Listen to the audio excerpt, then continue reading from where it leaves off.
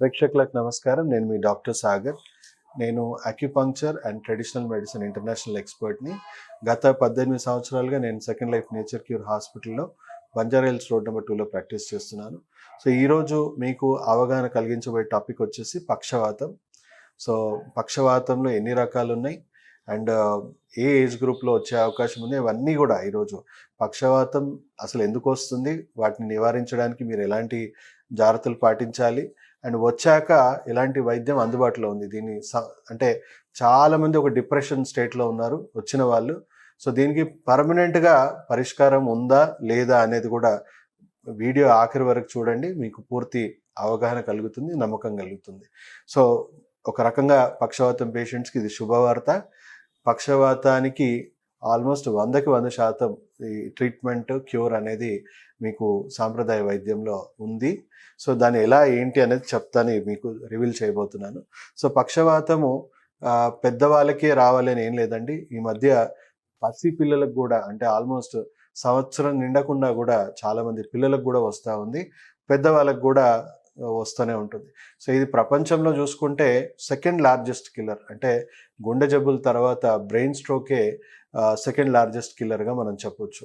So ఇది రావడానికి కారణాలు ఏమున్నాయి అంటే వైరసో బ్యాక్టీరియానో ఏదో ఇన్ఫెక్షన్ కాదండి, కేవలం మీ ఆహారము, మీ అలవాట్లు, మీ జీవనశైలి.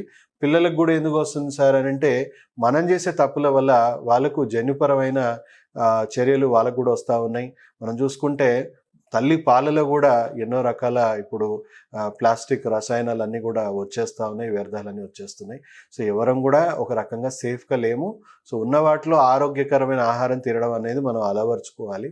సో ప్రతి ఒక్కరికి కూడా ఈ మైక్రో ప్లాస్టిక్స్ అనేవి వ్యర్థాలన్నీ కూడా తల్లి పాలను కూడా కలుషితం చేసేసింది. సో చిన్నపిల్లల నుంచి పెద్దవాళ్ళందరికీ కూడా సెరెబ్రల్ పాల్సియో, లేకపోతే పక్షవాతము, ఫేషియల్ పాల్సియో అంటే ముఖ పక్షవాతము, ఎన్నో రకాల పక్షవాతాలు ఉన్నాయి.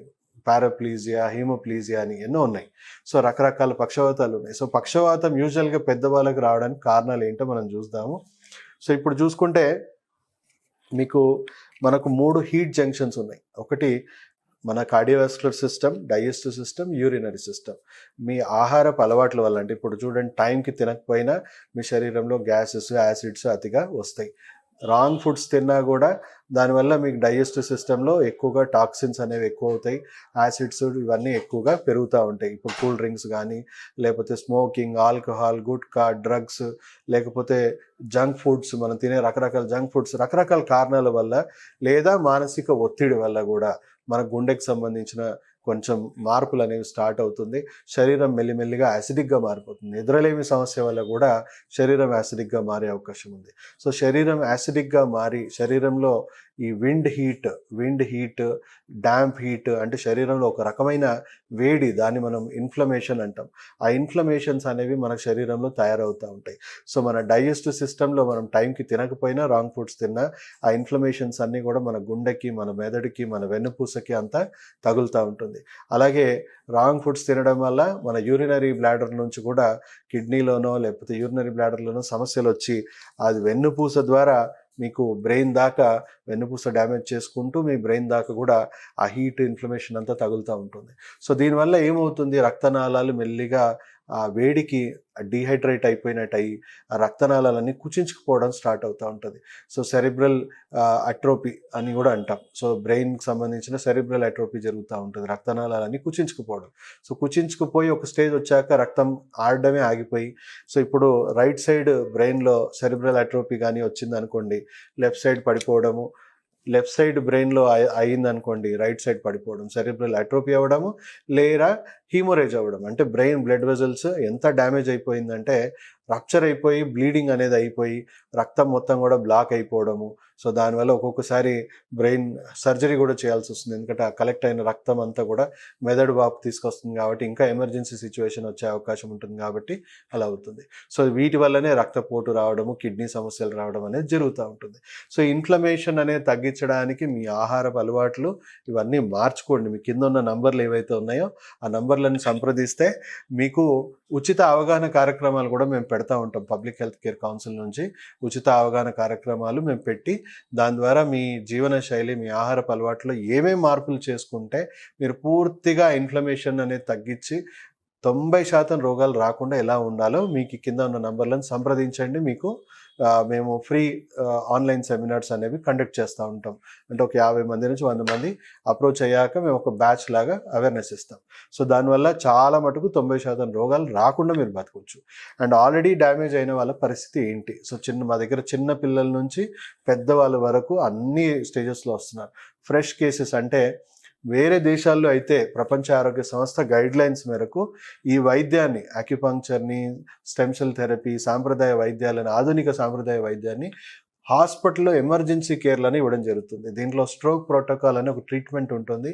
ఈ వైద్యం చేయడం వల్ల మీకు ఈ డ్రగ్ కంటే కూడా, ఫిజియోథెరపీ కంటే కూడా ఎక్కువగా రిజల్ట్స్ ఉన్నాయి. సో ఒక 1 వీక్ టు 15 డేస్ లోపే పేషెంట్ పూర్తిగా నార్మల్ అయిపోయి పూర్తిగా నార్మల్ కండిషన్కి వచ్చే అవకాశం ఈ వైద్యంలో ఉంది. సో ఈ వైద్యం ఇప్పటికే వేరే దేశాల్లో ఎమర్జెన్సీ సెంటర్స్లో కూడా ఉంది. బట్ అన్ఫార్చునేట్లీ మనం ఇండియాలో ఇంకా ఆ ప్రోగ్రెస్ వైపు వెళ్తూ ఉన్నాం. మెల్లిమెల్లిగా మోడర్న్ మెడిసిన్తో మెల్లిమెల్లిగా ఇంటిగ్రేట్ చేసే అడుగులు ఇప్పుడిప్పుడే పడతా ఉన్నాయి.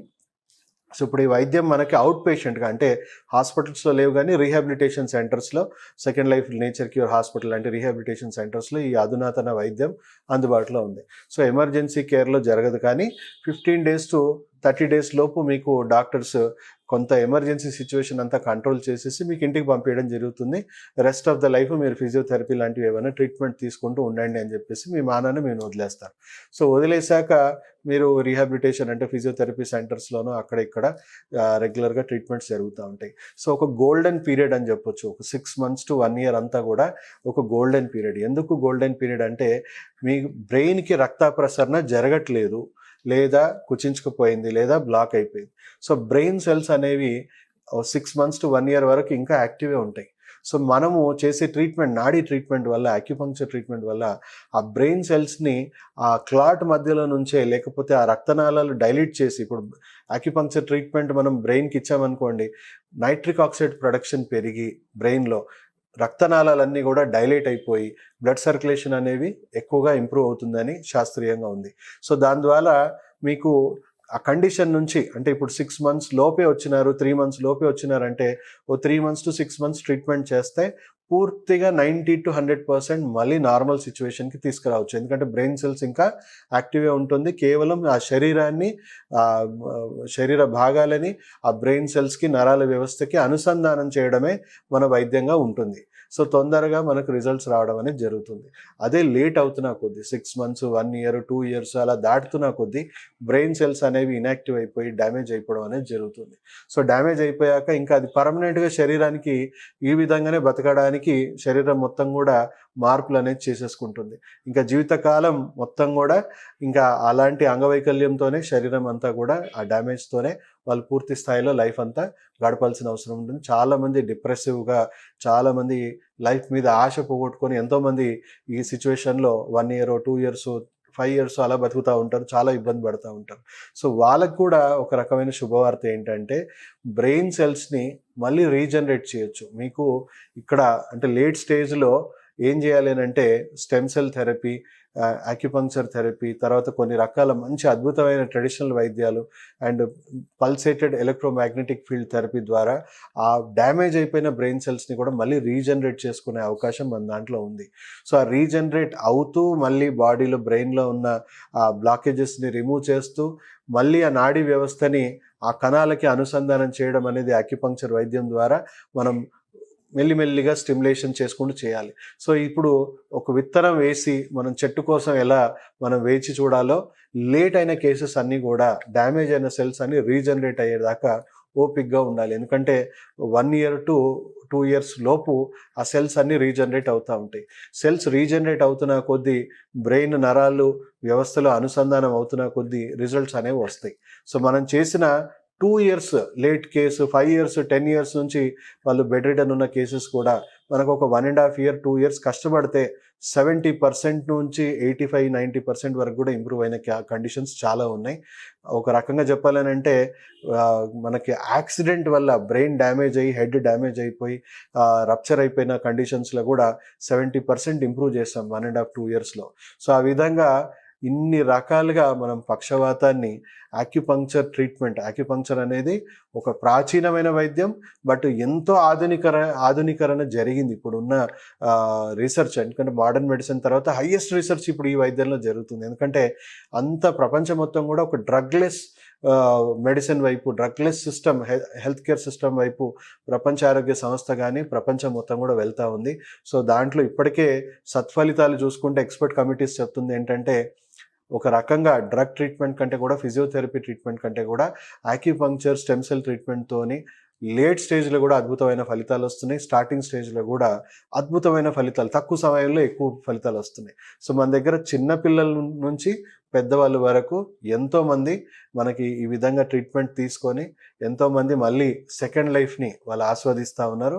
సో ఎవరైనా ఈ సమస్యతో బాధపడుతుంటే మీ ఇంట్లో కానీ, మీకు తెలిసిన వాళ్ళకి కానీ, లేదా మీకు ఈ వీడియోని మీరు ఊరికేనే మీ నాలెడ్జ్ కోసం మీరు విన్నా, దయచేసి ప్రతి ఒక్కరికి షేర్ చేయండి. ఎందుకంటే ఎంతోమంది జీవితాల్లో ఇది పూర్తిగా చీకటిగా భావిస్తూ ఉంటారు పక్షవాతం వచ్చిన వాళ్ళు. వాళ్ళందరి ఇంట్లో మళ్ళీ వెలుగును నింపడానికి ఈ వైద్యం మనకు ఆల్రెడీ అందుబాటులో ఉంది. ఎంతోమంది జీవితాల్లో ఆల్రెడీ వెలుగు పంచుతూనే ఉంది. సో ప్రతి ఒక్కరికి ఈ వీడియో షేర్ చేయాలని కోరుకుంటూ, ప్రతి ఒక్కరూ ఈ నాలెడ్జ్ గెయిన్ చేసుకోవాల్సింది కోరుకుంటూ సెలవు తీసుకుంటూ మీ డాక్టర్ సాగర్. సార్ మీ పేరేంటి సార్? నా పేరు గోడెల్ల మహేందర్ గారు. ఏంటి సార్ మీకు ఏం ప్రాబ్లంతో వచ్చారు సెకండ్ లైఫ్ హాస్పిటల్? పక్షవాతం ఎప్పుడు వచ్చింది సార్? నాకు 1 year 1 year అయింది పక్షవాతం వచ్చి. సో ఈ 1 year బ్యాక్ మీ పరిస్థితి ఎట్లా ఉండింది? 1 year బ్యాక్ నా పరిస్థితి ఏంటంటే కంప్లీట్ నన్ను బెడ్ రిడన్. నేను నన్ను పట్టుకపోవాలి, లాట్రిన్ కూర్చోవాలన్నా కూడా ఒక మనిషి ఇద్దరు పట్టుకొని పోయి దాన్ని కూర్చోటి మళ్ళా తీసుకొని వచ్చేపడుతుంది. అట్లా మెల్లగా నేను ఈ ఒక 1 year తర్వాత మళ్ళా ఇక్కడ హాస్పిటల్ ఇది యూట్యూబ్ లో నేను చూసి ఈ సెకండ్ లైఫ్ హాస్పిటల్ గురించి తెలుసుకొని నేను వచ్చిన. ఇక్కడికి వచ్చిన తర్వాత వచ్చేటప్పుడు కూడా మీ పరిస్థితి ఎట్లా ఉండింది? వచ్చేటప్పటికి కూడా నేను నడవలేకపోతుంది కొద్దిగా. ఇంకా స్పీచ్ ఎట్లా ఉండింది అప్పుడు? స్పీచ్ అప్పటికి కొద్దిగా రాలే. ఇంకా ఇక్కడికి వచ్చిన తర్వాత స్పీచ్ వచ్చింది. తర్వాత మంచిగా నడవగలుగుతున్నా. మెడిసిన్ ఓన్లీ ఇప్పుడు మెడిసిన్ తీసుకున్నాక చాలా బాగుంది. సో ఎన్ని నెలలు కోర్స్ కంప్లీట్ చేశారు మీరు ఇప్పటి వరకు? నేను ఇప్పటికి 2 నెలలు, ఇది 3 months. ఇది థర్డ్ మంత్ లో. ఇప్పుడు అప్పటికి ఇప్పటికి ఎంత తేడా వచ్చింది మీ నడకలో గానీ మీ స్పీచ్ లో గానీ? నడకలో యాక్చువల్ గా ఈయనకు పక్షవాతం వచ్చిందా అదే ఎవరు నమ్మరు. అంతే. చెప్తేనే మీరు వచ్చినప్పుడైతే మీరు 4 పట్టుకొని వచ్చారు కదా, 4 పట్టుకొని వచ్చి అట్లా ఒక సపోర్ట్ గా ఉండి సపోర్ట్ వచ్చింది. ఇప్పుడు మాత్రం సపోర్ట్ అవసరం లేదు. ఇప్పుడు నేను బస్ ఎక్కి వచ్చిన. మీరు ఇప్పుడు ఎవ్వరు మీ రిలేటివ్స్ కానీ మీ ఇంట్లో ఎవరిని తీసుకోకుండా మీరే బస్ ఎక్కి బస్సులో సీట్ నేనే పట్టుకొని ఫుల్ రష్ ఉంటే పండుగ కదా సార్, ఆ పండుగ కూడా అది చేసుకుని రష్ల బస్ ఎక్కి నేనే ఇక్కడనే. Very good. మెల్లగా స్కూటీ నడుపుకుంటా బస్ స్టాండ్కి వచ్చి బస్ స్టాండ్ స్కూటీ పెట్టి ఇక్కడ వచ్చి ఎక్కి ఇప్పుడు బస్ ఎక్కి చక్కగా బస్ స్టాండ్ లో దిగిన మహబూబ్నగర్కి వెళ్ళి ఆ బస్సు దిగిన తర్వాత అక్కడ పక్కన ఆటో దగ్గర నడుచుకుంటూ పోయి ఆ ఆటో ఎక్కి మళ్ళీ వీడికి ఈ అడ్రస్ రీచ్ అయినా ఇక్కడ వచ్చేసాను. Very good. సో పెద్ద ప్రోగ్రెస్ వచ్చింది. మీ స్పీచ్ లో కూడా చాలా ఇంప్రూవ్మెంట్, అప్పటికి ఇప్పటికి చాలా ఫరక్ ఉంది. మంచిగా మాట్లాడగలుగుతున్నారు, అన్ని కన్వే చేయగలుగుతున్నారు. ఒక్కసారి మీ నడక చూద్దాం సార్.